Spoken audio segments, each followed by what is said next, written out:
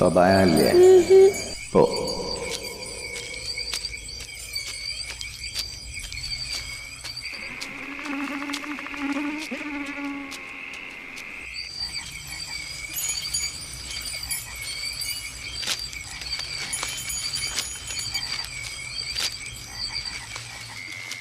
எல்லாம் நீ கொடுக்குற செல்லண்டி.